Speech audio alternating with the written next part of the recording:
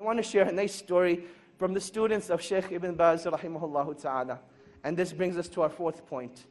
That fourth point is, it's not about how you live your life in this world. It's not about how you live your life in this world, but it's all about how you will be raised in front of Allah subhanahu wa ta'ala. It is all about how you will be raised. And this alludes us to the point that whatever you die upon is what you shall be raised upon. So let your last deed be your best one. And the story goes as follows. There was a brother who came overseas. And he came to seek a bachelor's degree in any field. And the natural climate was that this was the first time he got freedom from his family.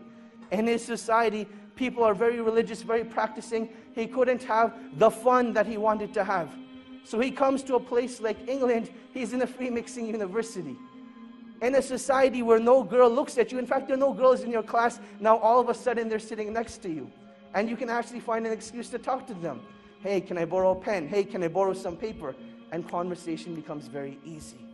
And now that you have a foreign accent, oh my God, you're a fitna for them. And this was the reality that he went through. That he came from a foreign land, and this attraction hit him right away.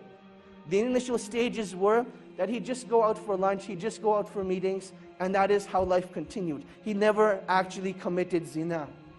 One day though, he went to a party, and he committed zina. Out of, pure emotion, he committed zina. And when he was done, he just lay there thinking, I have just ruined myself. And he didn't know what to do. He didn't know where to go. He didn't have any close friends that could guide him. He knew that the only place that this guidance that he had known was back in his hometown. He booked a ticket back to Saudi Arabia where he was from. And on his way, he had a stopover in the country of Qatar. While he's in Qatar, he goes to the musalla and he's just crying. And you'll see that this is one of the most awkward situations that you'll have. You can think about when you're with people and there's this awkward silence, and it's really weird. What do you do in that situation? What becomes even more awkward is when you see a grown man crying like a baby. He's crying like a baby. What do you do in that situation? One of the students of Shaykh Ibn Baz rahimahullah, he saw this man. And he goes up to this man and says, oh man, why are you crying? What's wrong? And he explains to him the situation, that I committed zina and I've destroyed myself. And the only way I can get rid of this pain is if I go back and have the hudud implemented on me. This is the only way I will be purified. The student calms the man down and he says, look, don't do anything rash. Let's go back to Riyadh together and we'll deal with the situation. They head back to Riyadh and the man is still crying throughout the whole journey. He feels really bad for what he has done. The student says, look, we've arrived in Riyadh, go spend the night at home, I will call you in the morning. Just make sure you don't do anything. Don't do anything, just wait till I call you. The next morning, the student calls Shaykh Ibn Baz, and he asks Shaykh Ibn Baz, rahimahullah, ya Shaykh, this is what happened. I met this man, he committed zina, and he feels that the only way he can be purified is if he has the hudud implemented on him. Shaykh Ibn Baz says, tell this man not to turn himself in, but rather, the sin has been hidden from the people, continue to hide it. Rather, seek forgiveness from Allah subhanahu wa ta'ala and turn yourself to the Quran. Let Allah subhanahu wa ta'ala be your guide.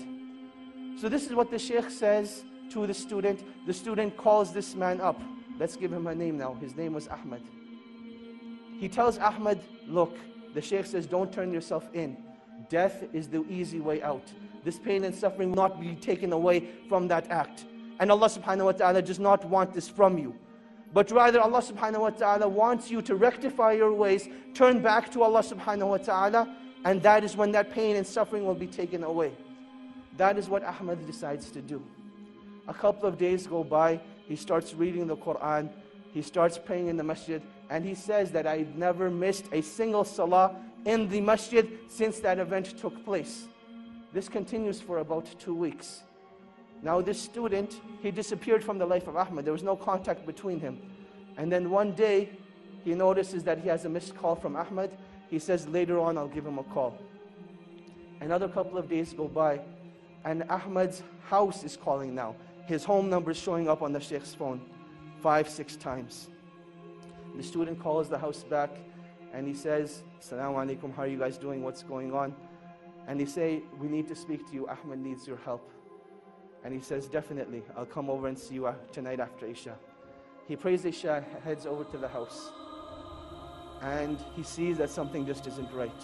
That you can walk into a place, no one will say anything, but you can see it from their faces. You can see it from their sights, that something just isn't right. He goes to the father and he says, "Assalamu alaikum." He says, "Wa alaikum assalam." He says, "I don't even know what to say to you, but I want to thank you from the bottom of my heart. Because I know if it hadn't been for you, this wouldn't have happened." And the student's thinking, what did I do? So he says, "Well, what happened? What are you talking about?" And he says, "Let me show you." He says, "Ahmed went and prayed Salatul Isha tonight. And he came back and he came to pray his sunnahs. And he was in his room for a really, really long time. And we went to seek him out. We didn't know what had happened to him. But I want to show you." He took the student to Ahmed's room. And there Ahmed was in sajda.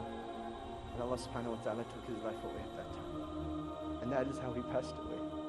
This is the story of an individual, not who was righteous, but this man committed zina, one of the biggest sins in Islam. And this is how Allah subhanahu wa ta'ala took his life away. And inshallah, when he's resurrected, that's the deed he's going to be resurrected on, making sajda to Allah subhanahu wa ta'ala.